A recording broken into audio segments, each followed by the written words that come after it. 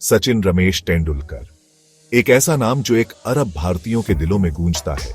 1973 में मुंबई में जन्मे सचिन की कहानी जोश, लगन और बेजोड़ प्रतिभा की कहानी है। छोटी उम्र से ही सचिन क्रिकेट के खेल की तरफ आकर्षित थे।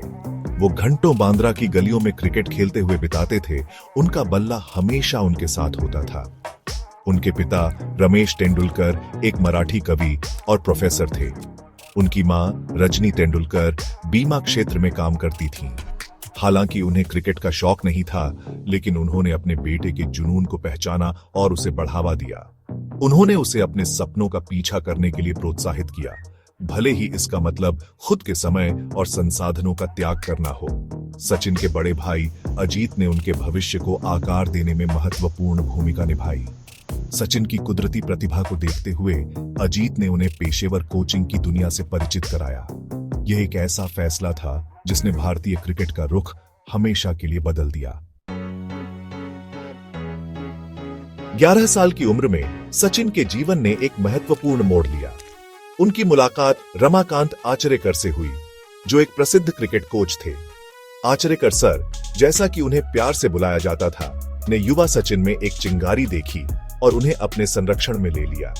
शिवाजी पार्क में प्रशिक्षण सचिन का दूसरा घर बन गया। आचरेकर सर एक सख्त अनुशासक थे।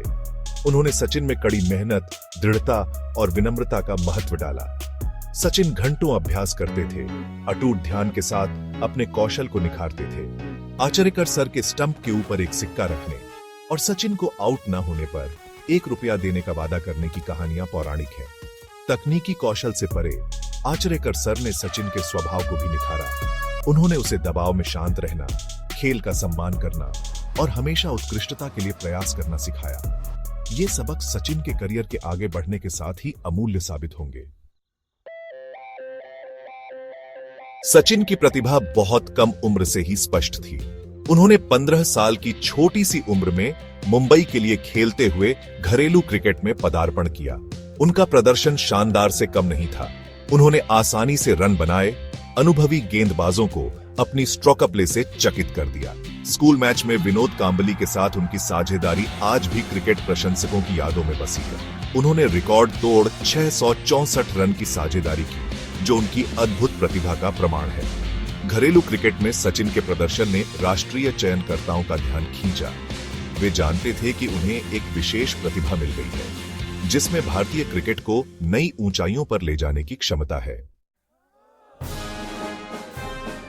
भाग 4, विश्व पटल पर कदम। 1989 में 16 साल की उम्र में सचिन तेंदुलकर ने पाकिस्तान के खिलाफ भारत के लिए पदार्पण किया।